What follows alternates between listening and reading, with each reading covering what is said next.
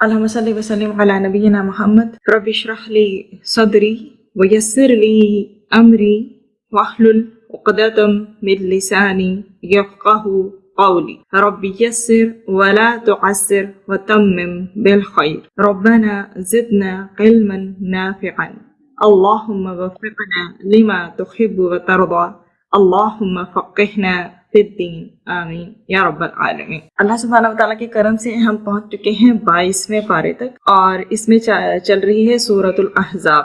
انشاءاللہ آگے کنٹینیو کرتے ہیں۔ بسم اللہ الرحمن الرحیم۔ سورۃ الاحزاب آیا نمبر 28 تا 34، 28 سے لے کر 34 تک دیکھتے ہیں۔ نبی اکرم صلی اللہ علیہ وآلہ وسلم کی دنیا سے بیزاری کا تذکرہ ہے۔ بیزاری سے مراد بے رغبتی کا معاملہ ہے۔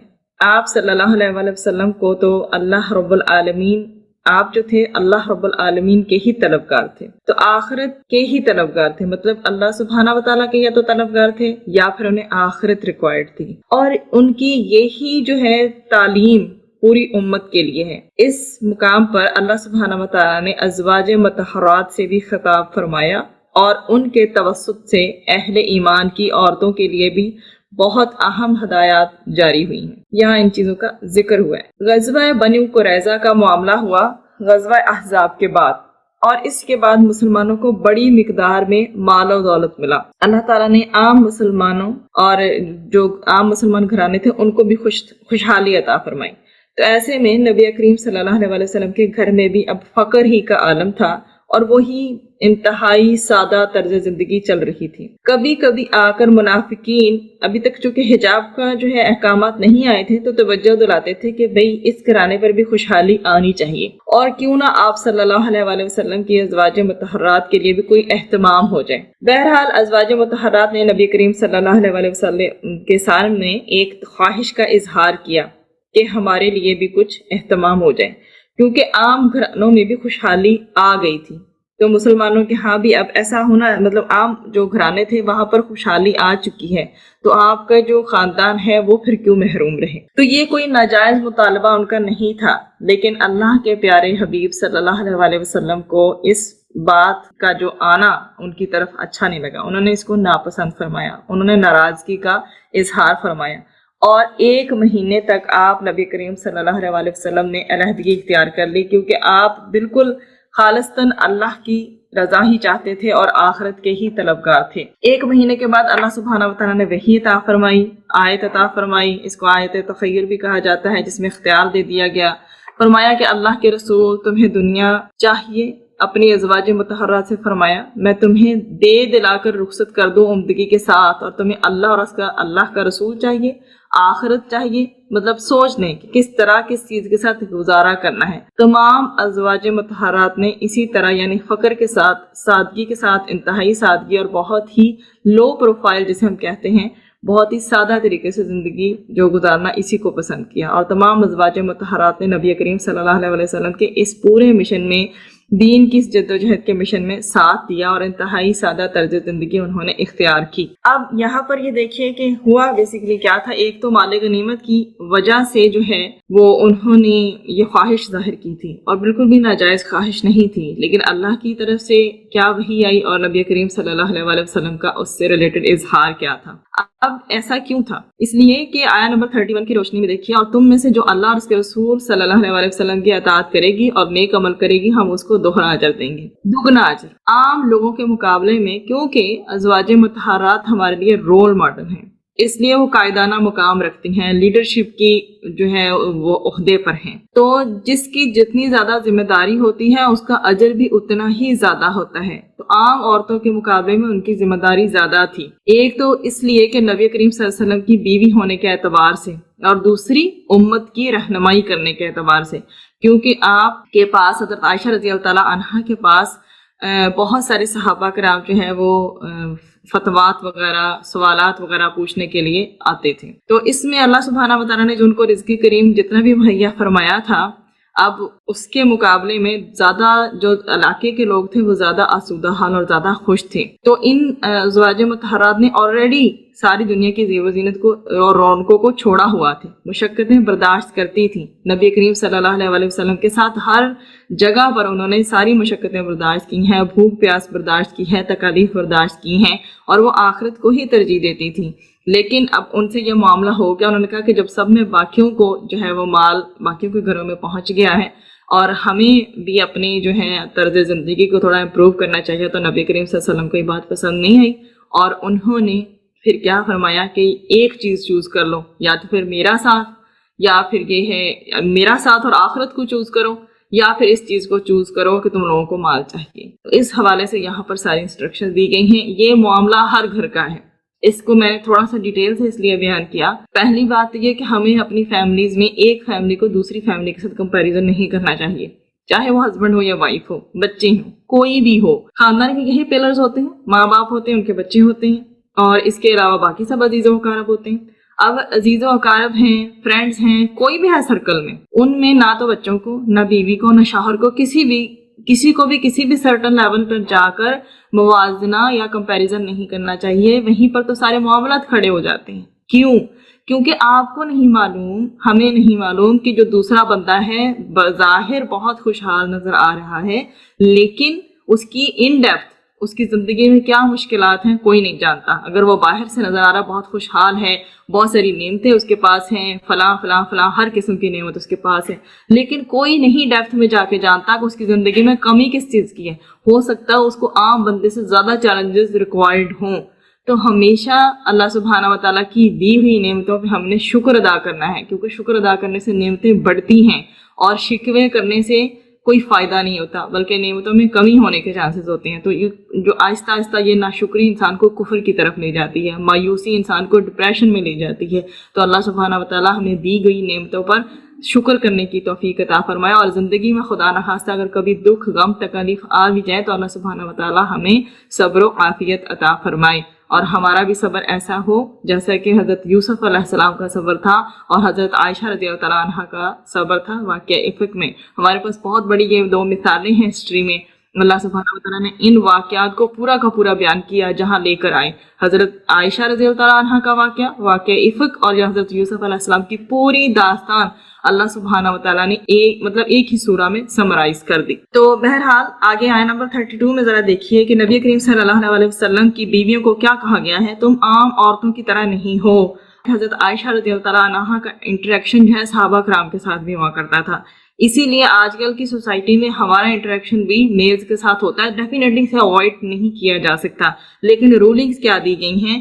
کیونکہ آپ کے گھر میں آنا جانا لوگوں کا لگا رہتا تھا، اس لیے ازواج مطہرات کو محتاط کر دیا گیا کہ جب عام مردوں سے بات کریں تو محتاط انداز میں بات کریں کہ دل کی خرابی میں کوئی مبتلا نہ ہو، یعنی جس کے دل میں پہلے ہی کوئی فتنہ ہے وہ کہیں کسی لالچ میں نہ پڑ جائے، تم سے کوئی توقع نہ رکھ پائے۔ مطلب ہماری سافٹ اور نرم آواز کسی کے دل میں جو ہے وہ مائل ہونے کا جذبہ نہ پیدا کر دیں، کہ وہ مائل بھی ہو لیکن خواہش کے ساتھ مائل ہونا شروع ہو جائے۔ اس لیے کیا کرو، سیدھی اور صاف بات کیا کرو، اور ایک مخصوص لہجہ اپنایا جانا چاہیے جس میں کہ بالکل بھی ایسا لہجہ نہ ہو جو کسی کو مائل کرنے والا ہو، اور ہم اچھی طرح سے جانتے ہیں کہ ہمیں کس طرح کے لہجے میں بات کرنی چاہیے۔ تو اس میں یہی کہا گیا کہ نرمی سے، بہت زیادہ مائل کرنے والے انداز کی طریقے سے بات نہ کی جائے۔ پھر آگے جو ہے مزید بات آ جاتی ہے کہ اپنے گھر میں ٹک کر رہو۔ سابقہ جو دور جاہلیت کی بات تھی اس میں یہ تھا کہ جو ہے خواتین بن ٹھن کر گھر سے باہر جو ہے وہ نکلا کرتی تھیں، تو اب یہ بتایا گیا ہے کہ عورت جو ہے وہ گھر سے نکل سکتی ہے، اس کا نکلنا کوئی جرم نہیں ہے، لیکن اس کے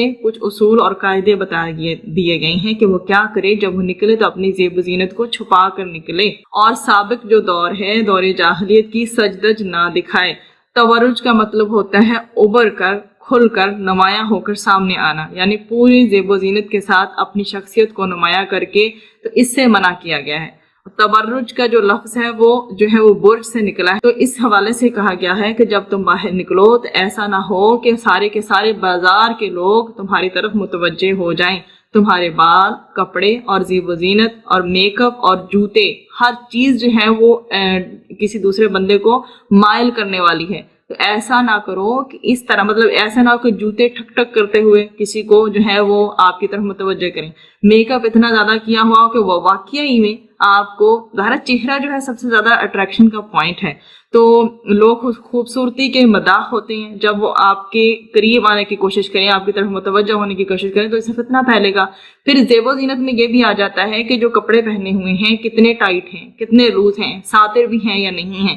ہمارا سب سے بڑا معاملہ یہی ہو گیا، المیہ یہی ہو گیا ہے کہ جو بچیاں ہیں ان کے لٹرلی اچھے خاص مسلمان گھرانوں کی بچیاں بھی میں دیکھتی ہوں کہ وہ سارا کا سارا دین جو ہے پیچھے پیرنٹس میں رہ گیا ہے، آگے بچوں کو کوئی گائیڈ نہیں کر رہا، وہ ماڈ اسکرٹ ڈریسنگ کرتی ہیں، اور ماڈ اسکرٹ ڈریسنگ کیسی ہے کہ اینکل مطلب ہاف لیگ ان کی لٹرلی عام طور پہ نظر آ رہی ہوتی ہیں۔ یہ عام ٹرینڈ سیٹ ہو گیا ہے، ہاف لیگز آلموسٹ اینکل سے بھی پورا 4-5 انچز اوپر ان کی جو ہے وہ نظر آ رہی ہوتی ہیں جو لیگز ہیں۔ دوپٹہ تو بائی چانس اب گلوں میں ہوتا ہے، اوپر لینا اور اوڑھنا تو اور بات ہے، تو دوپٹہ بائی چانس جو ہے وہ گلے میں ہوتا ہے، اور کوئی یوزلی جو میں آپ دیکھ رہی ہوں اب آج کل کا جو ٹرینڈ ہے کہ دوپٹہ ہوتا بھی نہیں ہے پاس، بالکل ویسٹرن سٹائل کی ٹراؤزر اور شرٹ پہنی ہوتی ہے۔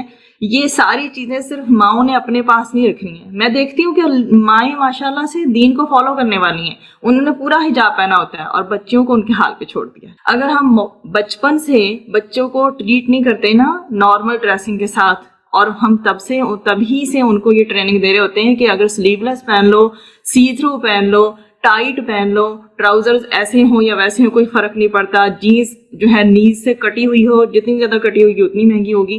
اگر یہ بچپن سے ہم ان کی یہ چیزوں کی طرف راغب نہیں کرتے نا کہ یہ برائی ہے اور ایسے کپڑے نہیں پہننے چاہیے، اللہ تعالیٰ نے کپڑے اس لیے بنائے ہیں کہ وہ زینت تو اختیار کریں ہی کریں، ہر طرح کی گرمی سردی سے ہمیں بچائیں، ہمارے جسم کو ڈھانپیں۔ سیدھا سا ایک رول بتا دیا گیا جو ایک نماز میں آپ کی ڈریسنگ ہے وہ باہر نکلنے کے لیے وہ ڈریسنگ ہے۔ اب کچھ جو ہے علماء کا اس میں ملتا ہے، کچھ علماء اس حق میں ہے کہ چہرے کو ڈھانپا جائے، اور کچھ علماء اس حق میں ہے کہ جو ہے وہ چہرے کو کھلا رکھا جا سکتا ہے، لیکن اس میں ویریشن پائی جاتی ہے۔ زیادہ علماء کی رائے اس طرف پائی جاتی ہے کہ چہرے کو بھی ڈھانپا جائے، اور کچھ علماء کہتے ہیں کہ چہرہ کھلا چھوڑنے میں بھی کوئی حرج نہیں ہے، لیکن پھر بھی نماز کا کم از کم جو ایک ڈریس اپ ہمارا ہوتا ہے وہ تو اپنا لینا۔ اس میں بھی ہماری خاص طور پہ جو چیز ہماری کوتاہی ہم سے ہوتی ہے وہ یہ ہوتی ہے کہ ہماری جو کلائیاں ہیں یہ بھی نظر آ رہی ہوتی، تو کم از کم اتنا تو ہو کہ ہماری کلائیاں چھپی ہوئی ہوں۔ تو اللہ سبحانہ و تعالیٰ ہمیں ان جو سب فتنوں سے بچائے۔ اور کیا بتایا گیا کہ عورت جو ہے وہ باہر جاتی ہے، وہ خرید و فروخت بھی کرتی ہے، سامان کا لین دین بھی کرے گی، ویسے مردوں کے ساتھ اس کی ڈیلنگ ہوتی ہے، اور ایسی صورت میں کیا کرنا ہے، سادگی اختیار کرنی ہے، خود کو بنا سنوار کے ان کے سامنے پیش نہیں کرنا۔ مزید آگے بتایا گیا نماز قائم کرو، زکوٰۃ ادا کرو، اور اللہ اور اس کے رسول کی اطاعت کرو۔ ایسا نہ سمجھو کہ تم نبی کی بیویاں ہو اس لیے وہ تمہارے مطلب وہ شوہر ہیں تمہارے، ان کے مقام کو تو پہچاننا ہی پہچاننا ہے، لیکن اس کے علاوہ جس بیوی کے بھی شوہر ہیں آج کل کی دنیا میں بھی اور اس ٹائم کی دنیا میں بھی، ازواج مطہرات اور نبی کریم صلی اللہ علیہ وسلم کے علاوہ بھی شوہر کی ایک ڈیو رسپیکٹ ہے۔ اگر جو ہے شوہر نے حکم دے دیا ہے اور وہ شریعت کے دائرہ کار میں آتا ہے تو بیوی پہ بھی اس کو ماننا جو ہے وہ لازم ہو جاتا ہے۔ یہ سارے احکامات کیوں دیے گئے ہیں؟ سپریس کرنے کے لیے، عورت کو مصیبت میں ڈالنے کے لیے، یا پیچھے ڈالنے کے لیے؟ نہیں، اللہ تو یہ چاہتا ہے کہ تم اہل بیت نبی کریم صلی اللہ علیہ وسلم سے گندگی کو دور کر دے اور تمہیں پوری طرح پاک کر دے، کیونکہ عورت جب نمایاں ہو کر نکلتی ہے تو مردوں کی بری نگاہیں عورت پر پڑتی ہیں جو اس کے لیے شر کا باعث بنتی ہیں، تو یہ ایک طرح کی گندگی ہوتی ہے۔ تو ازواج مطہرات کو کیا حکم دیا گیا کہ وہ اپنے آپ کو اس طرح چھپا لیں کہ مردوں کی بری نگاہیں ان پر نہ پڑیں، اور خصوصاً اگر عورت زیب و زینت کے ساتھ باہر نکلتی ہے تو اور زیادہ جو ہے وہ مرد اٹریکٹ اس کی طرف ہونے کا جو ہے چانسز ہوتے ہیں۔ ایسی صورت میں وہ کیا کرے کہ اپنے آپ کو جو ہے اتنی زیب و زینت کے ساتھ مت نکلے۔ آگے پھر مزید بتایا جا رہا ہے وَاذْكُرْنَ مَا يُتْلَى فِي بُيُوتِكُنَّ۔ وَاذْكُرْنَ کا جو لفظ ہے اس کے اندر ذکر کا معنی پایا جا رہا ہے، یاد کرتی رہو، خود پڑھتی رہو، چرچا کرتی رہو، یعنی پھر دوسروں کو بھی پڑھاتی رہو، سکھاتی رہو جو چیز خود سیکھی ہے۔ تو تلاوت بھی کیا جاتا ہے قرآن کو، اور قرآن مجید جو ہے اس ٹائم پیریڈ میں تب بھی اتر رہا تھا اور اب بھی ہمارے پاس مصحف کی شکل میں موجود ہے۔ نبی کریم صلی اللہ علیہ وسلم اس کی تلاوت خود بھی کرتے اور جو ہے وہ سب کو تلقین کرتے۔ اسی کے حوالے سے حدیث بھی ہے کہ خیرکم من تعلم القرآن وعلمہ، اس میں حکمت کی باتیں ہیں، نبی کریم صلی اللہ علیہ وسلم نے سب کچھ سکھایا اپنے صحابہ کرام کو۔ تو اس میں یہ چیزیں اب میں نے ان کو تفصیل سے بتا دیا، آگے انشاءاللہ میں شارٹ وے میں چلوں گی۔ تو آگے جو بات کی جا رہی ہے کہ ازواج مطہرات نے چونکہ اس پورے مشن میں دین کی اس جدوجہد میں نبی کریم صلی اللہ علیہ وسلم کا ساتھ دیا اور انتہائی سادہ طرز زندگی انہوں نے اختیار کی، اور بتایا کہ جا رہا ہے کہ ازواج مطہرات کا مقام بہت بلند ہے، جیسے رسول پاک صلی اللہ علیہ وسلم تمام امت کے لیے اسوہ ہیں، اسی طرح جو امت کی عورتوں کے لیے اسوہ حسنہ کی جو تکمیل ہے ازواج مطہرات کے ذریعے ہوگی۔ ان کا بلند مقام یہاں ذکر کر دیا گیا کہ بالفرض اگر ان میں سے کسی سے اگر کوئی خطا کا معاملہ ہو جائے تو سزا بھی دوہری ہوگی، اور اگر وہ خیر کا عمل کریں گی، تمام ازواج مطہرات خیر کا ہی عمل کرنے والی تھی، تو اللہ تعالیٰ فرماتے ہیں ان کا اجر بھی بہت زیادہ ہوگا۔ اب ازواج مطہرات کے ذریعے امت کی عورتوں کو جو ہم نے جو تعلیمات دی گئی تھیں اسے ہم نے دیکھا ہے کہ امت کی عورتوں کے لیے کیا تعلیمات ہیں ازواج مطہرات کی صورت میں۔ یہ بات ہم نے ذکر کر لی کہ اگر نامحرم سے گفتگو کی ضرورت پڑ جائے تو لہجے میں نرمی سے اجتناب کرنا ہے، خدا نخواستہ کسی کے دل میں کوئی برائی کا ارادہ جنم نہ لے لے، معاذ اللہ وہ نامحرم ایک خاتون سے گفتگو کرتے ہوئے نرمی کا جب معاملہ دیکھے تو اس کا دل مائل ہونے لگے گا۔ بس ضرورت اس وقت کی ہے، ضرورت وقت کی یہ ہے کہ طریقے سلیقے سے اس طریقے سے بات کی جائے کہ کسی قسم کے فتنے کا اندیشہ نہ ہو، اور پھر مزید یہ کہا گیا کہ پورے وقار کے ساتھ گھر میں رہا جائے۔ ایک عورت کا اصل مقام جو ہے وہ بتا دیا گیا کہ اس کا اصل مقام اپنا گھر ہے، ضرورتاً وہ گھر سے باہر جا سکتی ہے، کرے گی کیا؟ وہ حجاب کا لحاظ کرے گی، لیکن اصل مقام اور اصل ذمہ داری عورت پر گھر کے تعلق سے ہے۔ اور زمانہ جاہلیت میں کیا کیا کرتی تھی خواتین؟ بن ٹھن کر سنور کر نمایاں ہو کر باہر نکلتی تھی، تو ہمیں ان سب چیزوں سے اوائڈ کرنے کا کہا گیا ہے کہ یہ سب کچھ زمانہ جاہلیت میں ہوا تھا۔ آج ہم جس ٹائم پیریڈ سے گزر رہے ہیں یہاں پہ کیا ہو رہا ہے؟ عورت کو کھلواڑ بنا کر کھلونا بنا کر پیش کیا جاتا ہے۔ دین کی تعلیمات اس کے بالکل برعکس ہیں۔ ہمیں عفت و پاک دامنی اختیار کرنی ہے، عورتوں کو پردے میں رہنے کا تقاضا کیا گیا ہے، اور اس کے بعد اللہ سبحانہ وتعالیٰ نے پھر ذکر کی بات کی، زکوٰۃ کی بات کی، اور آگے رسول کریم صلی اللہ علیہ وسلم کی زندگی کے باقی جو معاملات ہیں اس میں بھی اطاعت کس طرح سے کرنی ہے۔ لیکن آپ یہ دیکھیے کہ کوئی بھی ایڈورٹیزمنٹ ہو اس میں عورت کو کس طرح سے پیش کیا جاتا ہے، اور اللہ سبحانہ وتعالیٰ رحم فرمائے، لیکن جتنے بھی اعمال سوسائٹی میں جو ہو رہے ہیں دیکھیں کہ مطلب اگر عورت جو ہے اس طرح کے ڈریس میں نہیں ہوگی جب تک کہ وہ بے حیائی یا اوریانی والا ڈریس نہیں پہنی ہوگی، وہ تو ایڈورٹیزمنٹ میں بھی نہیں اس کو لیتے۔ آج کل کے ڈراماز میں دیکھیں کہ وہاں پر بھی اس کو نہیں لیتے، جو بھی فلمز ہیں موویز ہیں ایچ اینڈ ایوری تھنگ وہی ٹرینڈ ہماری یوتھ میں سیٹ ہوتا جا رہا ہے۔ بچیاں دیکھتی ہیں ان کو، انسپائر ہوتی ہیں، ویسی ڈریسنگ وہ کرنا چاہتی ہیں۔ تو اللہ سبحانہ وتعالیٰ ہماری بچیوں کو بھی محفوظ فرمائے، وہ مسلمان ہیں تو وہ نظر آئیں، جیسے کہ آیات میں آتا ہے کہ دیکھی جائیں تو پھر پہچان لی جائیں۔ پھر آگے جو ہے بات کی جا رہی ہے کہ منہ بولے بیٹے کی بیوی بہو نہیں ہے۔ یہاں پر یہ بتایا گیا آیت نمبر 35 سے لے کر 40 تک اللہ سبحانہ وتعالیٰ نے مومن مردوں اور مومن عورتوں کی 10 صفات کو بیان فرمایا، اور یہ وہ میدان ہے خیر کا میدان، نیکی کا میدان، جہاں مردوں کے لیے بھی میدان کھلا ہوا ہے، عورتوں کے لیے بھی میدان کھلا ہوا ہے۔ اس میں آگے بڑھ کر اللہ کو راضی کرنے اور آخرت کی فکر کرنے کی کوشش کرنی چاہیے۔ سچے ایمان والوں کا وصف کیا ہوتا ہے؟ جب اللہ اور اس کے رسول کسی بات کا حکم دیں تو اب ان کو اختیار نہیں رہتا کہ وہ اپنے آپ کو اللہ اور اس کے رسول کے حکم کے سامنے جو ہے وہ مکمل نہ جھکائیں، وہ اپنے آپ کو مکمل طور پر اس حکم کے سامنے جھکا دیتے ہیں۔ اب یہ کام جو معاملہ ہوا تھا کہ منہ بولے بیٹے کو عرب میں سگا بیٹا سمجھا جاتا تھا، اور اگر اس کی بہو ہے اس کو طلاق دے دی گئی ہے تو اس کی بہو سے نکاح کرنے کو حرام سمجھا جاتا تھا۔ مطلب کہ اگر بیٹا ہے اور اس کی جو بیوی ہے اس کے ساتھ ڈیفینیٹلی سسر کا جو ہے نکاح کرنا حرام سمجھا جاتا تھا اس ٹائم پیریڈ میں۔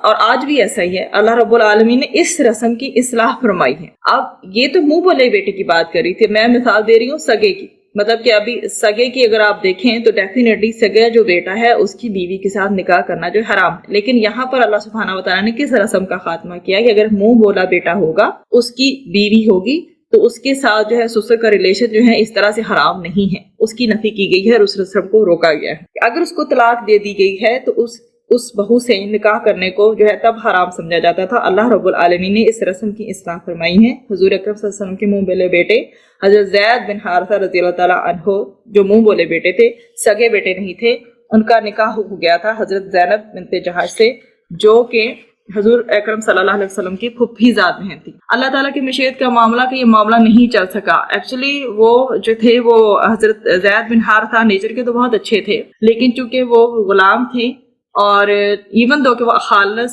جو ہے وہ عرب تھے، اور جو ہیں یہ حضرت جو زینب ہیں ان کے ساتھ ان کا جو معاملہ بہت زیادہ دیر تک چل نہیں سکا، تو تھوڑا بہت یہ ذکر کرتے تھے نبی کریم صلی اللہ علیہ وسلم کے سامنے حضرت زید کہ جو ہو سکتا ہے کہ انہیں آپس میں علیحدگی اختیار کرنی پڑے، لیکن جیسے کہ ہمارے بڑے بزرگ بھی فرماتے ہیں جب بھی کوئی آ کے کپل کہتا ہے کہ ہمارا اس طرح سے معاملہ خراب ہو رہا ہے تو وہ یہی ایڈوائز کرتے ہیں کہ کوشش کرو کہ سروائیو کر سکو آپس میں۔ تو اس طرح سے نبی کریم صلی اللہ علیہ وسلم جو ہے اس بات کو اتنا زیادہ نہیں لے رہے تھے، اور ان کے ذہن میں یہی تھا کہ انشاءاللہ یہ معاملہ سارٹ آؤٹ ہو جائے گا، بینگ اے کپل یہ اچھے طریقے سے رہنے لگ جائیں گے۔ لیکن کیا ہوا کہ اللہ تعالیٰ کی مشیت کہ یہ معاملہ نہیں چل سکا، تو حضرت زید بن حارثہ نے حضرت زینب کو طلاق دے دی، اور پھر اللہ سبحانہ و تعالیٰ نے نبی کریم صلی اللہ علیہ وسلم کا جو ہے نکاح ان سے کر دیا۔ تو یہ جو ہے نکاح خاص طور پر آسمانوں پر منعقد ہوا تھا، اور وہ جو رسم بد جو کہ منہ بولا بیٹا جو ہے اس کو سگا بیٹا سمجھا جاتا تھا، اور اس کی جو بیوی سے جو نکاح ہے وہ اسے حرام کنسیڈر کیا جاتا تھا، تو یا پھر یہ کہ اگر وہ طلاق دے دے اس کو اس کا شوہر یا وہ انتقال کر جائے تو اللہ سبحانہ وتعالیٰ نے یہ رسم نبی کریم صلی اللہ علیہ وسلم کے ذریعے یہ ختم کروائی۔ یہیں پر ختم نبوت کا اعلان ہے، اور اس میں بہت ہی ایک خوبصورت جو ہے آیت وہ بتائی گئی ہے، اور اس بیس پہ ہم ہمیشہ یہ یاد رکھتے ہیں کہ ما کان محمد ابا احد من رجالکم، کہ نبی کریم صلی اللہ علیہ وسلم جو ہیں وہ خاتم النبیین ہیں، اور وہ نبی کریم صلی اللہ علیہ وسلم جو ہے تم میں سے مردوں میں سے کسی کے والد نہیں ہیں، ہاں وہ اللہ کے رسول ہیں اور خاتم النبیین ہیں۔ آپ پر آ کر نبوت کا جو سلسلہ وہ بالکل ختم ہو گیا، وحی کا دروازہ اب بند کر دیا گیا ہے، چنانچہ یہ سب رسم بد بھی اللہ کے رسول کے ذریعے ختم کروا دی گئی، اور بتایا گیا کہ اللہ کے جو پیغمبر ہوا کرتے ہیں وہ تو صرف اللہ تعالیٰ سے ڈرتے ہیں، اور اللہ کے دین کی دعوت کہنے میں وہ کسی کا خیال کسی کو خاطر میں نہیں لاتے، کسی کا خوف نہیں رکھتے۔ پھر آگے جو ہے مزید اس میں آ جاتا ہے کہ اللہ کا خوب ذکر کرو، آیا نمبر 41 سے لے کر 52 تک دیکھیے۔ اس میں ہمیں کیا رولنگ ملتی ہے کہ اللہ سبحانہ و تعالیٰ کا خوب ذکر کرو، اور ذکر کیسے کرو؟ صبح و شام کثرت سے اللہ سبحانہ و تعالیٰ کا ذکر کرو۔ اللہ تعالیٰ ہر آن ہم پر کیا رحمت نزول فرماتا ہے، اس کے فرشتے بھی مومنوں کے لیے دعائے خیر کرتے ہیں اللہ سبحانہ و تعالیٰ کے حضور، تو ذکر الہی سے اللہ کی رحمت متوجہ ہوتی ہے۔ نبی کریم صلی اللہ علیہ وسلم کی بڑی بڑی پیاری شانیں بیان کی گئی ہیں، اور آپ کی ذمہ داریوں کا بھی ذکر اس میں کیا گیا ہے، اور اللہ کا ذکر یہ بتایا گیا ہے کہ آسان اور عظیم اجر پانے والا عمل ہے۔ تمام چیزوں سے محبوب جو عمل ہے نا وہ اللہ سبحانہ و تعالیٰ کو اس کا ذکر ہے۔ رسول اکرم صلی اللہ علیہ وسلم نے فرمایا سبحان اللہ والحمد للہ ولا الہ الا اللہ واللہ اکبر، کہنا میرے نزدیک ہر اس چیز سے محبوب ہے جس پر سورج طلوع ہوتا ہے، اور صبح و شام تسبیح کرنا بہت ہی افضل عمل ہے۔ زبان پر ہلکے مگر میزان میں بھاری جو کلمات ہیں وہ کون سی ہیں؟ رسول اکرم صلی اللہ علیہ وسلم نے فرمایا 2 کلمے ایسے ہیں جو زبان پر ہلکے ہیں لیکن میزان میں بھاری ہیں اور رحمان کو محبوب ہیں، سبحان اللہ و بحمدہ سبحان اللہ العظیم۔ تو یہ ہمیں جو ہے اس بہت زیادہ انسپیریشن ملتی ہے کہ یہ جو اذکار ہیں یہ اللہ سبحانہ و تعالیٰ کو بہت محبوب ہیں، اور ہمیں بھی اپنی زبان کے ساتھ تر رکھنی چاہیے۔ آگے مزید اللہ کی دین کی بات ہو رہی ہے کہ آپ نبی کریم صلی اللہ علیہ وسلم اللہ کے دین کی گواہی دینے والے ہیں، آپ بشارت دینے والے ہیں، آپ ڈرانے والے ہیں، اللہ کی طرف دعوت دینے والے ہیں، اور ہدایت کا روشن چراغ ہیں۔ بتایا گیا کہ مومنوں کو اللہ تعالیٰ کی طرف سے بہت بڑے انعام کی خوشخبری سنا دیجئے، جبکہ کافروں اور منافقین کی بات کو اہمیت نہ دیں اور ان کی جو شرارتیں ہیں اس سے رنجیدہ نہ ہوں۔ اللہ تعالیٰ نے اللہ سبحانہ و تعالیٰ ان سے نمٹ لے گا، اور اللہ کو آپ کے صحابہ کرام کے ذریعے جو ہے وہ استقامت کی تلقین کی گئی۔ اچھا آگے جو ہے وہ پردے کا حکم آ جاتا ہے، اس پہ ہم تھوڑی سی روشنی ڈال آئے ہیں، انشاءاللہ یہاں پر ہم اس کو جو ہے وہ مختصر دیکھیں گے۔ آیت نمبر 53 سے لے کر 58 تک اس مقام پر تذکرہ ہے کہ گھروں میں بلا اجازت داخل نہ ہوں۔ اس کا ایک خاص پس منظر تھا۔ پھر ہدایات عطا کی گئی۔ اللہ سبحانہ و تعالیٰ فرماتا ہے کہ کسی کے گھر میں جاؤ تو اجازت لے کر جاؤ، بلا وجہ وہاں پر بیٹھنے کی کوشش نہ کرو۔ یہ خاص معاملہ پیش آیا، اس کے تناظر میں یہ ہدایات اتری، اور پھر اللہ سبحانہ و تعالیٰ کے پیارے پیغمبر पैगंबर नबी करीम सल्लल्लाहु अलैहि वसल्लम और सहाबा को अवलन हुक्म हुआ कि नबी सल्लल्लाहु अलैहि वसल्लम की अज़वाज मुतहर्रात से कुछ मांगना हो, कुछ पूछना हो तो पर्दे के पीछे से। हिजाब का लफ्ज़ कुरान में इस मुकाम पर आया है, फरमाया ये तुम्हारे और उनके दिलों के लिए पाकीज़ा तर है। पाकीज़ा तर, जो पाकीज़ा तरीन वो औरतें हैं अज़वाज मुतहर्रात, और अंबिया के बाद पाकीज़ा तरीन जमात है सहाबा कराम की। अल्लाह ताला फरमाता है कि नबी की बीवियों से कुछ मांगना हो या कुछ पूछना हो तो पर्दे के पीछे से मांगना, हिजाब के पीछे से मांगना, ये तुम्हारे और उनके दिलों में के लिए बहुत बेहतर है। और इससे हम ये अंदाजा लगा लें कि हमारे यहाँ मामलात और हालात कैसे हैं और हम किस कदर हिजाब और पर्दे के अहकामात की जो हमारे मुआशरे में पासदारी की जरूरत है। ऐलान ये किया गया कि ए अल्लाह सुब्हाना व तआला जो है, बताया गया अल्लाह सुब्हाना व तआला अपने हबीब नबी करीम सल्लल्लाहु अलैहि वसल्लम पर अपनी रहमतें जो है वो नाज़िल फरमाता है। उसके फरिश्ते भी रहमतों की दुआ करते हैं। इन्नल्लाह व मलाइकतहु युसल्लूना अलल नबी या अय्युहल्लज़ीना आमनू सल्लु अलैहि व सल्लिमू तस्लीमा। ए ईमान वालो, तुम भी नबी करीम सल्लल्लाहु अलैहि वसल्लम पर सलात यानी दुरूद भेजो और सलाम भेजो जैसा कि सलाम भेजने का हक है। अल्लाहुम्मा सल्लि व सल्लिम अला नबिय्यिना मुहम्मद। तो यहाँ पर इंशाल्लाह हम थोड़ा सा दुरूद को देखेंगे, इसके फजाइल को देखेंगे। इसमें ये खास तौर पर देखिए कि जो नबी करीम सल्लल्लाहु अलैहि वसल्लम के एक तो मिशन को आगे बढ़ाने की भी बात मिलती है अगर हम इत्तबाए रसूल सल्लल्लाहु अलैहि वसल्लम करेंगे। और इसका मतलब है कि हम क्या कर रहे हैं, नबी करीम सल्लल्लाहु अलैहि वसल्लम पर हम दरूद व सलाम भी भेज रहे हैं, हम उनके एहसान बंद भी हैं और हम सलामती की दुआ करते हैं।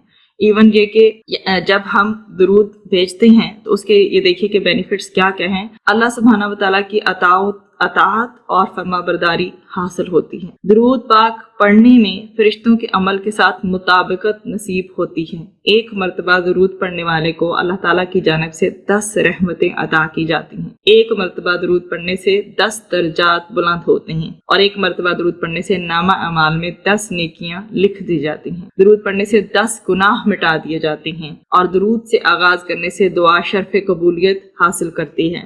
दुरूद पढ़ने से रोज़े क़यामत शफ़ाअत रसूल सल्लल्लाहु अलैहि वसल्लम की सआदत नसीब होगी। दुरूद गुनाहों की मग़फ़िरत का बाइस है। दुरूद इंसान के गम्मो अलम का मुदावा बन जाता है। तंग दस्त के लिए दुरूद सदका के कायम मुकाम है। अगर कोई इंसान ये सोचता है ना कि वो तंग दस्त है, फ़क्र में है, उसके पास इतना पैसा नहीं कि वो सदका करे, उसके लिए जो दुरूद है वो सदका के कायम मुकाम है। दुरूद इंसानी ज़रूरियात पूरी होने का बेहतरीन ज़रिया है। दुरूद पढ़ने वालों को रहमत इलाही और फरिश्तों की दुआ नसीब होती है। दुरूद तज़किया नफ्स का बाइस बनता है।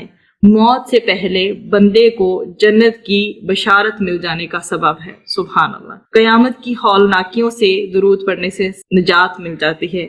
मजलिस दुरूद से पाकीज़ा हो जाती है और रोज़े क़यामत ऐसी महफिल बाइसे हसरत नहीं होगी। दुरूद से फ़क्र फाका ख़त्म हो जाता है। दुरूद पढ़ने वाले को बुखल से निजात मिल जाती है। दुरूद पढ़ने से रसूल अकरम सल्लल्लाहु अलैहि वसल्लम की बद्दुआ से इंसान महफूज हो जाता है। कुछ मसनून दुरूद उनका मैं जिक्र करूंगी, उसके बाद मज़ीद कुछ फज़ाइल देखेंगे इंशाल्लाह। सबसे पहला ये देखिए कि कुछ मिसालें मैं बता रही हूँ बस मसनून दुरूद की, होंगी और भी बहुत। सल्लल्लाहु अलैहि वसल्लम, एक तो ये हम जो पढ़ते हैं और जब भी नबी करीम सल्लल्लाहु अलैहि वसल्लम का नाम आता है, फिर अल्लाहुम्मा सल्ली अला मुहम्मदिन। जहाँ तक मुझे याद पड़ता है इसकी तरगीब दिलाई जाती है कि फजर और मगरिब के बाद कम अज कम इसको अल्लाहुम्मा सल्ली अला मुहम्मदिन 100 बार जरूर पढ़ना चाहिए, फजर और मगरिब के बाद। फिर आगे अल्लाहुम्मा सल्ली अला मुहम्मदिन व अला आलि मुहम्मद, अल्लाहुम्मा सल्लि व सल्लिम अला नबिय्यिना मुहम्मद सल्लल्लाहु तआला अला नबिय्यिल करीम व अला खैरि खल्किही मुहम्मद व अला आलिही व अस्हाबिही व अज़वाजिही व ज़ुर्रिय्यातिही अजमाइन। और एक बहुत ही खूबसूरत मुझे शेर याद आ रहा है कि मोहम्मद से वफा तूने तो हम तेरे हैं, ये जहाँ चीज है क्या लौह कलम तेरे हैं। तो नबी करीम सल्लल्लाहु अलैहि वसल्लम पर दुरूद पढ़ने के शायद कुछ रेपिटेशन एक आध हो जाए, लेकिन देखिए इससे सबसे पहले तो ये कि दुरूद शरीफ पढ़ने से अल्लाह ताला के हुक्म पर अमल होता है। और हमने ये पहले तज़किरा कर दिया कि 10 रहमतें नाज़िल होती हैं, 10 नेकियां लिखी जाती हैं, 10 गुनाह जो है माफ़ कर दिए जाते हैं, 10 दर्जे बुलंद होते हैं। दुआ से पहले दुरूद शरीफ जो है पढ़ने से उसकी कबूलियत के इम्कान और भी ज़्यादा हो जाते हैं। और अजान के बाद की मसनून दुआ से पहले दुरूद शरीफ पढ़ा जाए तो क़यामत के रोज़ रसूल अकरम सल्लल्लाहु अलैहि वसल्लम की शफाअत नसीब होगी। درود شریف پڑھنے سے مجلس جیسے ہم نے ذکر کیا بابرکت ہو جاتی ہے۔ جب انسان نبی کریم صلی اللہ علیہ وسلم پر درود شریف بھیجتا ہے تو اللہ تعالیٰ فرشتوں کے سامنے اس کی تعریف کرتا ہے، اور درود شریف پڑھنے والے شخص کی عمر، اس کے عمل اور رزق میں برکت آتی ہے۔ درود شریف کے جو ذریعے نبی کریم صلی اللہ علیہ وسلم سے اپنی محبت کا ہم اظہار کرتے ہیں، اور درود شریف سے اس کو پڑھنے سے دل کو تر و تازگی اور زندگی ملتی ہے۔ درود شریف کثرت سے پڑھا جائے تو پریشانیوں سے نجات ملتی ہے۔ اور بہت ہی ایک پیاری حدیث ہے جس کا میں تذکرہ کرنا چاہوں گی۔ ابی بن کعب رضی اللہ عنہ بیان کرتے ہیں، انہوں نے کہا، اے اللہ کے رسول صلی اللہ علیہ وسلم، میں آپ صلی اللہ علیہ وسلم پر زیادہ درود پڑھتا ہوں تو آپ صلی اللہ علیہ وسلم کا کیا خیال ہے کہ میں آپ صلی اللہ علیہ وسلم پر کتنا درود پڑھوں؟ آپ صلی اللہ علیہ وسلم نے فرمایا، ما شئتا، جتنا چاہو۔ میں نے کہا چوتھا حصہ؟ آپ صلی اللہ علیہ وسلم نے فرمایا، ما شئتا فإن زدت فهو خیر لک، جتنا چاہو اور اگر اس سے زیادہ پڑھو گے تو وہ تمہارے لیے بہتر ہے۔ میں نے کہا آدھا حصہ؟ آپ صلی اللہ علیہ وسلم نے فرمایا، ما شئتا فإن زدت فهو خیر لک، جتنا چاہو اور اگر اس سے زیادہ پڑھو گے تو وہ تمہارے لیے بہتر ہے۔ میں نے کہا 2/3؟ رسول اکرم صلی اللہ علیہ وسلم نے فرمایا، ما شئت فإن زدت فهو خیر لک، جتنا چاہو اور اگر اس سے زیادہ پڑھو گے تو وہ تمہارے لیے بہتر ہے۔ میں نے کہا میں آپ صلی اللہ علیہ وسلم پر درود ہی پڑھتا رہوں تو؟ نبی کریم صلی اللہ علیہ وسلم نے فرمایا، اذن تکفا ہمک ویغفر لک ذنبک، تب تمہیں تمہاری پریشانی سے بچا لیا جائے گا اور تمہارے گناہ معاف کر دیے جائیں گے۔ سبحان اللہ۔ اور ایک اور روایت میں اسی کے حوالے سے تذکرہ ملتا ہے، اذن یکفیک اللہ ہم الدنیا والآخرہ، تب تمہیں اللہ تعالیٰ دنیا و آخرت کی پریشانیوں سے بچا لے گا۔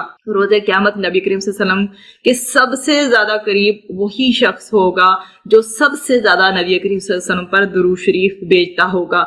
ابن مسعود سے روایت ہے کہ رسول اکرم صلی اللہ علیہ وسلم نے فرمایا، قیامت کے دن لوگوں میں سب سے زیادہ میرے قریب وہ ہوگا جو مجھے سب سے زیادہ مجھ پر درود بھیجے گا، اور درود نہ پڑھنے کی وعید جو ہے وہ بھی ذکر کرتی چلوں۔ جب نبی کریم صلی اللہ علیہ وسلم کا ذکر کیا جائے تو ذکر کرنے اور سننے والوں کو آپ صلی اللہ علیہ وسلم پر درود شریف جو ہے وہ پڑھنا چاہیے، درود بھیجنا چاہیے۔ نبی کریم صلی اللہ علیہ وسلم کا ارشاد ہے، جو اس آدمی کی ناک خاک میں ملے جس کے پاس میرا ذکر کیا گیا اور اس نے مجھ پر درود نہ بھیجا۔ رسول اکرم صلی اللہ علیہ وسلم نے ارشاد فرمایا، بخیل ہے وہ جس کے پاس میرا ذکر کیا جائے اور وہ مجھ پر درود نہ بھیجے۔ اس کے بارے میں مزید فرمایا گیا، جو شخص مجھ پر درود بھیجنا بھول جائے وہ جنت کے راستے سے ہٹ گیا۔ اور اس میں ہم اللہ سبحانہ و تعالیٰ سے التجا کرتے ہیں کہ وہ ہم سب کو رسول اکرم صلی اللہ علیہ وسلم کے تمام حقوق ادا کرنے، ان کی اطاعت کرنے والا بنائے اور ان سے ہمیں سچی محبت کرنے کی توفیق عطا فرمائے۔ اللہ سبحانہ و تعالیٰ روز قیامت ہمیں نبی کریم صلی اللہ علیہ وسلم کی شفاعت اور آپ کے ہاتھوں حوض کوثر کا پانی نصیب کرے، آمین یا رب العالمین۔ آیا نمبر 59 سے لے کر 68 تک، پھر اس سے آگے جائیں گے۔ چہرے کے پردے کے حکم کی بات ہو رہی ہے۔ اللہ سبحانہ و تعالیٰ نے یہاں نبی کریم صلی اللہ علیہ وسلم کو کیا فرمایا کہ اپنی بیویوں سے، اپنی بیٹیوں سے، امت کی عورتوں سے فرما دیجئے کہ اپنی بڑی چادروں میں سے اپنے اوپر لٹکا لیں۔ بہت سارے اہل علم اس سے یہ مفہوم لیتے ہیں کہ ایک نامحرم کے سامنے ایک خاتون کو اپنے چہرے کو بھی چھپانا چاہیے، اوپر سے ڈھانپنا، وہ جس کو گھونگھٹ نکالنا بھی کہا جاتا ہے، اور جلباب مطلب بڑی چادر کہا جاتا ہے، اس کو اختیار کیا جائے۔ تو گھر سے باہر خاتون جائے تو حجاب کا معاملہ ہوگا، پورے جسم کو تو چھپانا ہی ہے، بڑی چادر لینی ہے، یا پھر آج کل عرف عوام میں جسے عبایا کہا جاتا ہے، یا پھر کوٹ کی شکل میں ہو یا بڑی چادر کی شکل میں ہو اور اوپر سے لٹکا لیا جائے، وہ چاہے نقاب کی شکل میں ہو یا گھونگھٹ کی شکل میں ہو، نامحرم کے سامنے کیا کیا جائے، چہرے کو بھی چھپایا جائے۔ اکثریت اہل علم کی یہی رائے رکھتی ہے۔ اس کے بعد مزید ذکر کیا گیا، جو لوگ گستاخیاں کر رہے ہیں نبی کریم صلی اللہ علیہ وسلم کی شان میں، اس قابل ہیں کہ ان پر لعنت ملامت کی جائے اور ان کو قتل کر کے ان کی لاشوں کے ٹکڑے ٹکڑے کر دیے جائیں۔ یہ سخت سزا اللہ سبحانہ و تعالیٰ بیان فرما رہے ہیں کہ روز قیامت مجرمین کے چہروں کو جہنم کی آگ میں الٹ پلٹ کیا جائے گا، تو حسرت سے کہیں گے کہ کاش ہم نے اللہ اور اس کے رسول کی بات مانی ہوتی، ہم دنیا دار قائدین کی پیروی ہم نے نہ کی ہوتی جنہوں نے ہمیں گمراہ کر رکھا، مگر ان حسرتوں کا کوئی فائدہ نہ ہوگا اور ان لوگوں کو عذاب میں مبتلا کر دیا جائے گا۔ اب اس کے بعد آ جاتا ہے انشاءاللہ آخری رکوع، وہ ہے آیت نمبر 69 سے لے کر 73 تک۔ اس میں کیا کہا گیا کہ اللہ کے رسول نبی کریم صلی اللہ علیہ وسلم کو مت ستاؤ، ان کو کسی قسم کا ایذا مت پہنچاؤ، اور اللہ تعالیٰ کا تقوی اختیار کرو، اپنی زبان کی حفاظت کرو۔ موسیٰ علیہ السلام کی قوم نے کیا کیا تھا؟ جس طرح کہ ان کو ایذا پہنچائی تھی، تکلیف جو ہے پہنچائی تھی انفرادی معاملات میں، اجتماعی معاملات میں، تم اپنے پیغمبر نبی کریم صلی اللہ علیہ وسلم کو کسی قسم کا ایذا نہ پہنچاؤ، اور کیا کرو؟ زبان کی حفاظت کرو گے تو اللہ تعالیٰ تمہارے اعمال کی اصلاح فرما دے گا، تمہارے گناہوں کو بخش دے گا۔ یہ بھی فرمایا گیا کہ اللہ تعالیٰ نے ایک امانت کا جو بوجھ آسمانوں، زمینوں اور پہاڑوں پر ڈالا تو خوف زدہ ہو گئے، اس بوجھ کو انہوں نے نہ اٹھایا۔ اور ایک رائے یہ بھی اس کے بارے میں دی جاتی ہے کہ یہ روح کا معاملہ تھا جو انسان میں ڈالی گئی، اور وحی الہی انسان ہی کو اللہ تعالیٰ نے عطا فرمائی، اور روح ہی اس کے بوجھ کو سہار سکتی ہے۔ اس روح کے آ جانے کے بعد انسان کی ملٹیپل اقسام ہیں۔ ایک وہ لوگ ہیں جو روح کے تقاضوں پر عمل کریں، وہی کامیاب ہوں گے، اور ایک وہ لوگ ہیں جو مشرک ہیں، یا وہ لوگ جو کہ منافقین ہیں، یہ وہ لوگ ہیں کہ جن لوگوں نے اس وحی کا انکار کیا ہے اور اس کے تقاضوں پر جو ہے وہ عمل نہیں کرتے، یہ ہیں جو بدترین درجے میں ہوں گے اور اللہ تعالیٰ کے عذاب میں مبتلا کیے جائیں گے۔ اللہ تعالیٰ ہم سب کو روح کے تقاضوں پر عمل کرنے کی توفیق عطا فرمائے، آمین ثم آمین۔ اس میں انشاءاللہ آگے چلتے ہیں سورہ سبا کی طرف۔ بسم اللہ الرحمن الرحیم۔ سورہ سبا کی آیات 54 ہیں، یہ مکی سورہ ہے، اور اس کا تھیم ہے کہ توحید، رسالت محمدی صلی اللہ علیہ وآلہ وسلم اور آخرت پر سطحی اعتراضات کا قرآنی دلائل کی روشنی میں جائزہ لے کر ناشکری، متکبر کی عادت کی پیروی اور شک سے بچتے ہوئے اسلام کو قبول کر لو۔ زمانہ نزول اس کا یہ ہے کہ سورہ سبا اعلان عام کے بعد رسول اکرم صلی اللہ علیہ وآلہ وسلم کے قیام مکہ کے دوسرے دور 4 تا 5 نبوی کے ابتدائی ایام میں نازل ہوئی، جب آپ صلی اللہ علیہ وآلہ وسلم پر شک و ریب کے ساتھ الزامات کی بوچھاڑ ہو رہی تھی، جیسے مجنون، ساحر، مفتری وغیرہ، لیکن مخالفت نے شدت جو ہے وہ پیدا نہیں کی تھی۔ آل داؤد علیہ السلام سے جس شکر کا مطالبہ کیا گیا وہی قریش سے کیا گیا، اور انہیں قوم سبا کے انجام سے ڈرایا گیا۔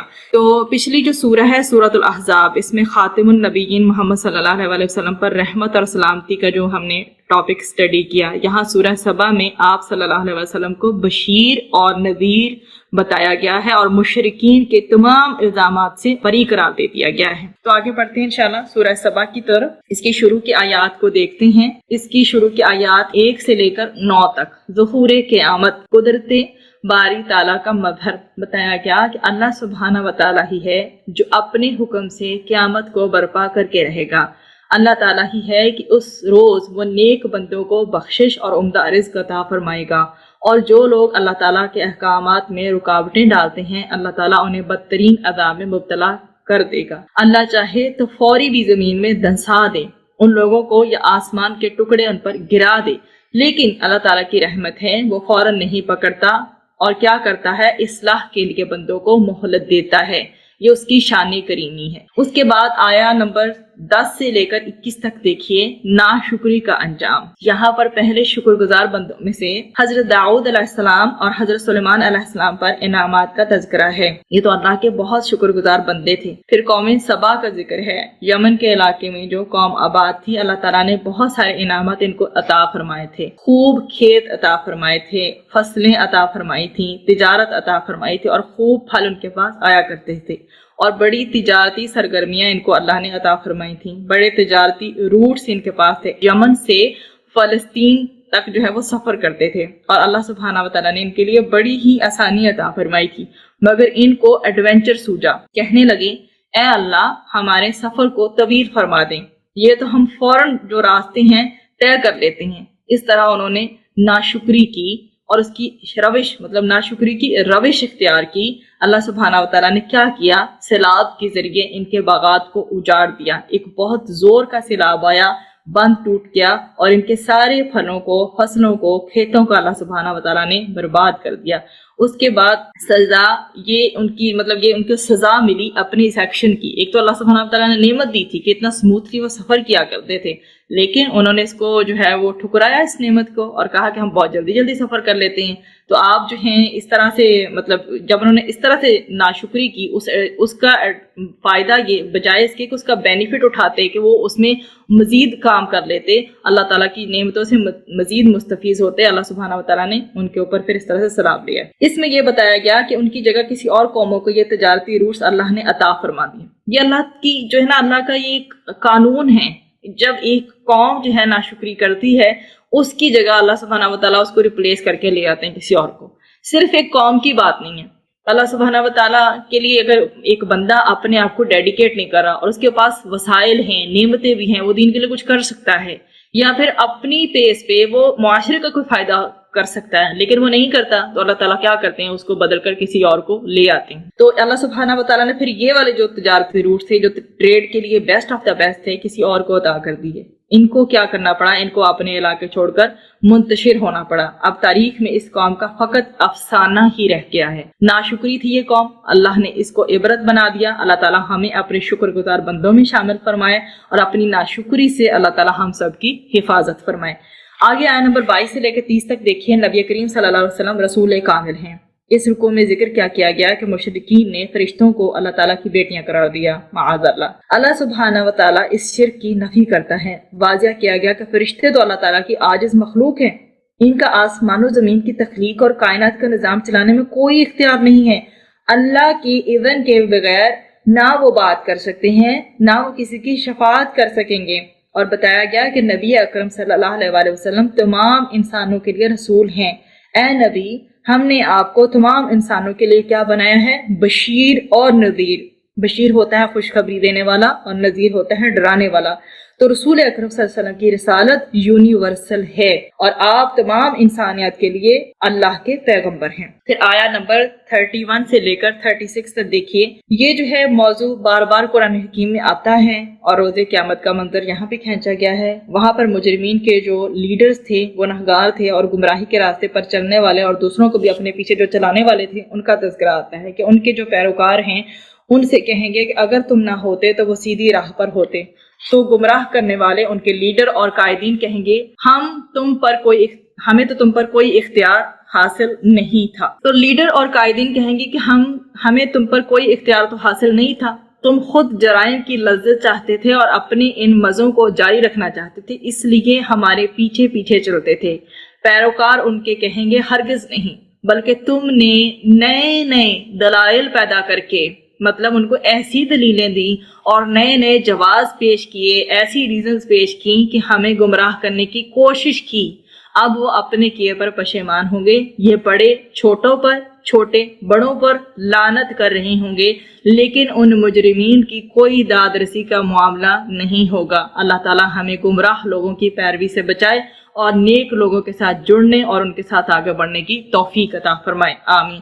آیت نمبر 37 تا 45. اللہ کی قربت جو ہے مال سے نہیں نیکیوں سے ملتی ہے. بہت ہی پیارا مقام اس جگہ پر جو ہے ڈسکرائب کیا گیا ہے. دیکھو, یہ مال اولاد تو اللہ تعالیٰ نے دنیا کا نظام چلانے کے لیے تمہیں عطا کیے ہیں. یہ وہ نہیں ہیں کہ جن سے اللہ تعالیٰ کا قرب مل جائے. اللہ تعالیٰ کے قرب کی علامت یہ نہیں ہے کہ دولت کی فراوانی ہو جائے کسی کے پاس, ضروری نہیں. نہ کثرت اولاد اللہ تعالیٰ کی رضا کی علامت ہے. یہ تو آزمائش کا معاملہ ہے, کسی کو زیادہ دیا کسی کو کم دیا امتحان کے لیے. اصل جو اللہ تعالیٰ سے تمہیں قریب کرنے والی بات ہے وہ تو اللہ تعالیٰ کی اطاعت کا معاملہ ہے, وہ نیکیوں میں آگے بڑھ جانے کا معاملہ ہے. فرمایا گیا کہ جو لوگ احکامات الہی کی راہ میں رکاوٹ ڈال رہے ہیں وہ برباد ہو کر رہیں گے, اور جو لوگ مال لگاتے ہیں کہ اس کے ذریعے اللہ کے دین کا فروغ ہو, ان قریب اس کا وہ کئی گنا اجر پائیں گے. اس کے بعد اللہ نے مشرکین کے شرک کی نفی کی ہے اور ماضی کی طاقتوں اور اقوام کا ذکر کیا جو کہ شرک میں مبتلا تھیں, اور اللہ تعالیٰ نے ان کو ہلاک کر دیا. اور مشرکین مکہ ان کو ان کا 10% بھی نہیں ملا جو ماضی کی اقوام کو ملا. وہ شرک پر اڑے رہے تو برباد کر دیے جائیں گے. ان کو وارننگ دی جا رہی ہے کہ تم اپنا معاملہ سدھار لو, توحید کی دعوت قبول کر لو, ورنہ تمہارا انجام بھی ان سے جو ہے الگ نہیں ہوگا بلکہ برا ہی ہوگا. آیت نمبر 46 سے لے کر 54 تک دیکھیے. سمجھانے کا جو ہے انداز کس قدر دل سوز ہے، کس قدر پیارا اسلوب ہے جس سے سمجھایا جا رہا ہے۔ بتایا جا رہا ہے کہ ذرا غور کرو، مشرکین مکہ کو کہا جا رہا ہے یہ تمہارے پیارے صاحب مطلب نبی کریم صلی اللہ علیہ وسلم جو تمہارے درمیان موجود ہیں، ان کو ہرگز کوئی جنون تو ہے نہیں، ان کا پاکیزہ کردار تو دیکھو، کیا جنون والا شخص اس کا اتنا عمدہ کردار ہو سکتا ہے؟ یہ تو تمہیں دردناک عذاب سے بچانا چاہتے ہیں، ان کی جو ہے دعوت بے لوث ہے، کوئی غرض نہیں رکھتے، بس چاہتے ہیں کہ تم اللہ سبحانہ و تعالیٰ کی طرف رجوع کر لو۔ ان کی تو عاجزی کا یہ عالم ہے کہ یہ واضح طور پہ تمہیں بتا رہی ہیں کہ یہ خود اللہ کے حکم کے پابند ہیں۔ اگر جو ہے بالفرض محل وہ سیدھی راہ پر نہ ہوں تو ان کے اپنے نفس کا معاملہ ہوگا، لیکن ایسا نہیں، وہ تو دل سوزی کے ساتھ تمہیں دعوت دے رہے ہیں اور عاجزی کے ساتھ بیان کر رہے ہیں کہ وہ خود بھی اللہ کی راہ پر ہیں، تمہیں بھی اسی کی دعوت دیتے ہیں۔ بتایا گیا کہ دیکھو اگر تم آج اس شرک پر اڑے رہتے ہو تو اللہ تعالیٰ کا عذاب آیا چاہتا ہے۔ جب کوئی آفت تمہارے سامنے تمہارے گھروں کے پاس آ جائے گی، مراد یہ ہے کہ اللہ تعالیٰ کا حکم آ جائے کسی عذاب کا، یا جیسے کہ بدر کے بعد میں مدنی دور میں ان کی پٹائی کا معاملہ ہوا، اس آفت یا عذاب سے ان کی طرف ان کو توجہ دلائی گئی، ان کو متنبہ کیا گیا، ان کو وارن کیا گیا۔ اس وقت اگر تم لرزتے ہوئے کہو گے کہ ہاں ہم نے قبول کیا، تو جب عذاب آ جائے تو اس وقت حق قبول کرنے کا کوئی فائدہ نہیں ہوتا۔ ان کو مزید وارننگ دی گئی، اگر اڑے رہے حق کی مخالفت پر تو تمہارا معاملہ بھی وہی ہوگا جو ماضی کی اقوام کا ہوا، کہ جن لوگوں نے پیغمبر کی دعوت کو رد کیا تو پھر ان کے ساتھ کیا ہوا کہ ان کو عذاب نے پکڑ لیا اور حجت تمام ہو گئی۔ آگے جی انشاءاللہ ہم سورہ فاطر کا آغاز کرتے ہیں۔ اس میں عظمت باری تعالیٰ کا جو ہے بیان ہے سورت میں، جو ہمارے سامنے آئے گا انشاءاللہ۔ بہت ہی خوبصورت یہ سورہ ہے۔ سورہ فاطر جو ہے اس کی آیات 45 ہیں، اس کا اور یہ سورہ مکی ہے۔ اس کا تھیم ہے مین، وہ یہ ہے کہ اللہ تعالیٰ کے قانون جزا و سزا کو سمجھ کر قرآن کی دعوت، توحید اور آخرت پر ایمان لاؤ، ورنہ وقت مقررہ پر تمہیں ہلاک کر دیا جائے گا۔ زمانہ نزول کے حوالے سے دیکھیے، سورہ فاطر رسول اکرم صلی اللہ علیہ وسلم کے قیام مکہ کے تیسرے دور 6 تا 10 نبوی میں نازل ہوئی، جب شدت جو ہے وہ مخالفت کی شدت جو ہے بڑھ گئی تھی اور آپ صلی اللہ علیہ وسلم کے خلاف سازشیں ہو رہی تھیں۔ قریش کی متکبر قیادت کو قانون جزا و سزا بتا کر ہلاکت کی دھمکی دی گئی ہے۔ اور پچھلی ابھی جو ہم سورہ سبا دیکھ کر آئے ہیں، اس میں جنات کی عبادت کی نفی تھی۔ اس صورت میں جو ہے مطلب جنات کی عبادت نہیں کرنی، ان کی پرستش نہیں کرنی۔ اس صورت میں فاطر میں فرشتوں کی عبادت کی نفی ہے۔ دونوں صورتوں میں قریش کے استکبار پر جو مشتمل منفی رویے ہیں ان کی نشاندہی کی گئی ہے۔ تو جی آگے بڑھتے ہیں انشاءاللہ۔ اس کے آیا نمبر 1 سے لے کر 7 تک دیکھیے، 1 to 7۔ اللہ کی قدرت کے مظاہر، اللہ تعالیٰ کی رحمتوں کا ذکر ہے۔ فرمایا وہ اپنی رحمت کا فیض جاری فرما دے، کوئی اسے روک نہیں سکتا، اور اگر وہ اپنی رحمت کا دروازہ کسی کے لیے بند کر دے کوئی اسے کھول نہیں سکتا۔ وہی ہر شے کا خالق اور رازق ہے، تمام فیصلے وہ قیامت کے دن وہ اللہ تعالیٰ ہی فرمائے گا۔ اے لوگو، دنیا کی رعنائیوں میں کھو کر آخرت کو بھول مت جانا۔ شیطان کے بارے میں فرمایا کہ بے شک شیطان تمہارا دشمن ہے، تم اس کو دشمن سمجھو۔ ہم دشمن سمجھیں گے تبھی تو فائٹ کر سکیں گے نا اس کے اگینسٹ۔ تو اللہ سبحانہ و تعالیٰ کہتا ہے کہ وہ دشمن ہے تمہارا، اس کو دشمن سمجھو گے تو تبھی فائٹ کے لیے تیار رہو گے، تبھی اس کے جو اندیشے جو تمہیں تمہارے دلوں میں ڈالتا ہے، وسوسے ڈالتا ہے، اور کدھر سے کدھر تمہاری جو ہے وہ پلاننگ کو لے جاتا ہے، تو کیا کرو، اس کو دشمن سمجھو، اسے کنسیڈر ہم as an enemy so you can fight better. تو اللہ تعالیٰ ہم سب کو شیطان کے حملوں سے محفوظ فرمائے۔ آیا نمبر 8 سے لے کر 14 تک دیکھیے، عزت کس کے ذریعے ملے گی؟ قرآن کے ذریعے ہی ملے گی۔ بتایا گیا کہ اس مقام پر کہ عزت تو تمام کی تمام اللہ تعالیٰ کے ہاتھ میں ہے، اللہ تعالیٰ کے اختیار میں ہے۔ جو عزت چاہے اور جس طرح سے وہ عزت چاہے وہ اللہ تعالیٰ عطا کرتا ہے انسانوں کو۔ اور اللہ تعالیٰ کی کیا کرو؟ اللہ تعالیٰ کے ذکر کرو، اور اللہ سبحانہ و تعالیٰ کا جو پاکیزہ کلمے ہیں، اللہ سبحانہ و تعالیٰ کے پاکیزہ کلمے ہیں، ان کو قبول کرو اور اس نظریے کی سربلندی کے لیے جدوجہد کرو۔ اللہ کے ہاں اعمال کی قبولیت کے لیے کلمہ اور ذریعہ پاکیزہ ہونا چاہیے۔ یہ پاکیزہ کلمہ، نیک کلمہ جو ہے، یہ آگے بڑھاتا ہے انسان کو قبولیت کے اعتبار سے۔ اللہ تعالیٰ کا عطا کردہ پاکیزہ نظریہ جس سے ہمیں عزت ملے گی وہ اللہ کی یہ جو کتاب ہے قرآن حکیم ہے، اللہ کے نبی رسول اکرم صلی اللہ علیہ وسلم فرمایا اس قرآن کی بدولت اللہ قوموں کو عروج دے گا اور ترک کرنے کی وجہ سے قوموں کو ذلیل و رسوا کرے گا۔ یہ صحیح مسلم میں ہمیں حدیث ملتی ہے۔ آج بھی اگر ہم عزت چاہتے ہیں تو قرآن کو تھامنا ہوگا، اس کے حقوق ادا کرنے ہوں گے، اس پر ایمان بھی ہو، اس کی باقاعدہ تلاوت بھی ہو، اس کو سمجھنے کی کوشش بھی کی جائے، اس کے احکام پر عمل اور ان کے نفاذ کے لیے جدوجہد کی جائے اور اس کے پیغام کو دوسروں تک پہنچانے کی کوشش بھی کی جائے۔ اللہ تعالی ہم سب کو اس کی توفیق عطا فرمائے۔ اس کے برعکس جو اللہ تعالیٰ کی کتاب کی ناقدری کرتے ہیں اور اس کی تعلیمات کو جاری ہونے سے روکتے ہیں، فرمایا کہ وہ ذلیل اور رسوا ہوں گے۔ آیت نمبر 15 سے 26 تک دیکھیے، اللہ تعالیٰ غنی ہے اور ہم فقیر ہیں۔ اللہ تعالیٰ نے ہمیں ہماری اوقات بیان فرما دی ہے۔ تمام انسان اللہ تعالیٰ کے در کے محتاج اور فقیر ہیں، جبکہ اللہ تعالیٰ تمام مخلوقات سے غنی ہے۔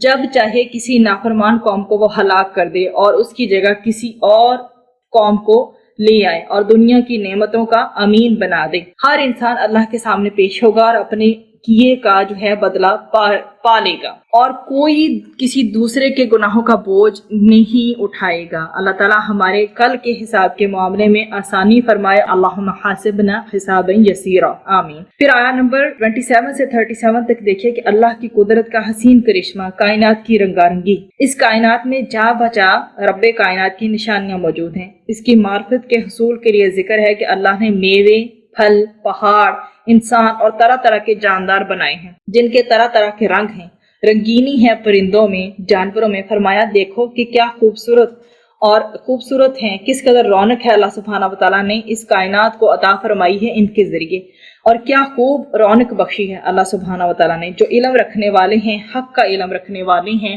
وہ اللہ کی قدرتوں کا احساس کرتے ہوئے لرزتے رہتے ہیں۔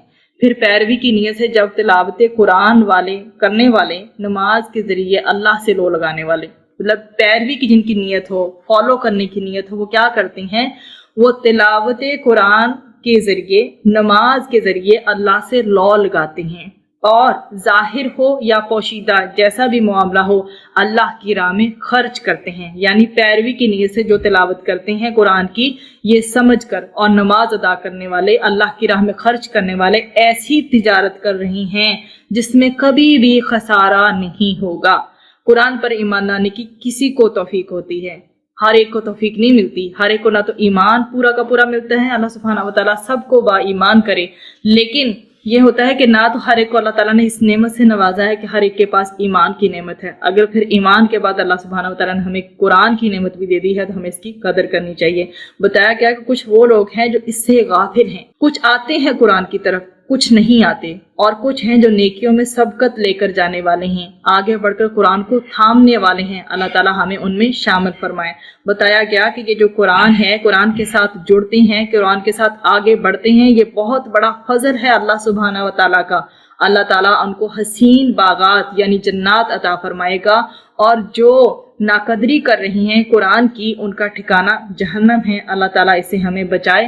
اور اس کے بعد آخری رکوع ہے جی اس سورہ کا، اور سورہ یاسین کا آغاز انشاءاللہ ہم کل کریں گے۔ آیت نمبر 38 سے لے کے 45 تک دیکھیے، گھاٹے کا سودا مت کرو۔ کیا بتایا جا رہا ہے کہ کائنات کے ہر راز سے واقف ہے، کوئی سیکرٹ اللہ سبحانہ وتعالیٰ سے چھپا ہو نہیں۔ وہ جانتا ہے کہ لوگوں کے سینوں میں کیا ہے۔ کل کائنات میں اختیار جو ہے وہ کل کا اللہ سبحانہ وتعالیٰ کے پاس ہے۔ انسانوں کو جو اختیار دیا گیا وہ عارضی ہے۔ کچھ ایسے بد نصیب ہیں جو اختیار کا غلط استعمال کرتے ہیں، وہ اپنا ہی نقصان کر رہے ہیں، دنیا کے چند ٹکے بنا کر اپنی آخرت کا سودا کر رہے ہیں۔ سب سے بڑا گھاٹا انہی لوگوں کا ہے۔ ان سے پہلے کئی طاقتور قومیں آئیں، کیا وہ لوگ اللہ کو عاجز کر سکے؟ نہیں۔ سرکش قومیں مٹا دی گئیں، تو آج جن کے سامنے قرآن نازل ہو رہا ہے، اگر وہ سرکشی پر اڑے رہیں تو پھر اللہ تعالیٰ کا عذاب ان کے لیے آ بھی سکتا ہے۔ اور اللہ سبحانہ وتعالیٰ کے کرم سے آج کے پارے کی مختصر تفسیر الحمدللہ مکمل ہوئی، اور انشاءاللہ جو ہے وہ کل ہم سورہ یاسین سے آغاز کریں گے۔ اللہ سبحانہ وتعالیٰ سے جو ہم تھوڑی سی دعا کر لیتے ہیں آخر میں، اے اللہ اللہم صلی وسلم علی نبینا محمد۔ یا رب العالمین، ہمارا دل تو یہ چاہتا ہے کہ ہم تیری بہت ہی اچھی تعریف کریں جس کا تو حقدار ہو، پر ہم بیان ہی نہیں کر سکتے کیونکہ ہمارے پاس نہ ہی وہ الفاظ ہیں جو تیری شان کے مطابق ہو، اور نہ ہی ہماری اتنی اوقات ہے۔ مالک تو سب سے زیادہ رحم کرنے والا ہے، تیرے جیسا اور کوئی نہیں۔ اور ہو بھی نہیں سکتا۔ اے ہمارے پیارے رب، ہمیں سکھا دے کہ ہم تیری پسند کی حمد کریں، ہمیں توفیق دے دے، ہمیں اور ہماری نسلوں کو بہترین صلاحیتوں سے نواز، اور وہ صلاحیتیں ہم تیری راہ میں تیری خوشنودی حاصل کرنے کے لیے صرف کریں۔ اے اللہ سبحانہ و تعالی ہم سے خوش ہو جا۔ بہت سی تیرے بندے بندیاں طرح طرح کی پریشانیوں کا سامنا کر رہے ہیں، ہر طرف سے مصیبتیں ان کو گھیرے ہوئے ہیں، کوئی راہ نہیں پاتے ان سے نکلنے کی، لیکن اے اللہ تو ہر چیز پر قادر ہے، تو ہی سب پریشانیوں کو دور کر سکتا ہے۔